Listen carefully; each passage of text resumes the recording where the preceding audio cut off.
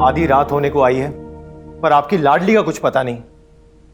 मेरी बात हुई थी, कह रही थी निकल रही। आप लोगों को समझाया भी है कि उसे अजनबी लोगों के घर मत भेजा करें। बाहर के हालात तो आप लोग जानते हैं। क्यों भड़क रहे हो इतना? सम्मन के घर गई है, दोस्त है उसकी, उसके अलावा कहीं आती जाती है क्या वो? दोस्ती करते वक्त भी उसने अपनी क्लास का ख्याल नहीं रखा। समन जैसी एलीट क्लास की लड़की से दोस्ती करने का दोरे शवार का क्या जोड़ बनता है? हद होती है। जब उसका दिल करता है वो अपनी गाड़ी भेज देती है और दोरे शवार बैठकर चली जाती है। बाबा, इतनी आजादी।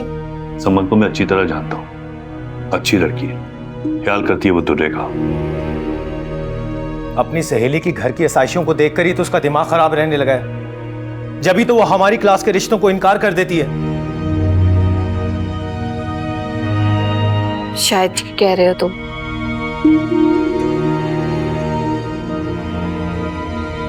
क्या मसला क्या है?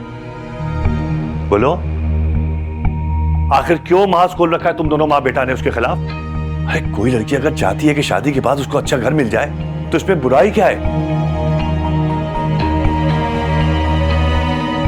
और अगर यही ख्वाहिश मेरी बेटी दुर्रे की है तो मैं समझता हूं इसमें कोई बुराई तो नहीं है। बोलो, कोई मसला है? और रही बात उसके घर में देर से आने की, तो तुम दोनों को पता है ना कि वो मंगनी के फंक्शन में गई है, पता है ना? तो ऐसे फंक्शन में देर सवेर हो जाती है तो फिर आखिर मसला है क्या? बाबा, आपकी इसी नरमी का तो नाजायज फायदा उठा रही है वो। लेकिन मैं आपको बता रहा हूं कि उसके ये लाड मेरी बर्दाश्त से बाहर हो रहे हैं। मोहल्ले वाले मुझे देखते जुमाइनी नजरों से, मेरे दोस्त मुझे बातें करते, तंज करते हैं मुझे कि मैंने ढील दे रखी है।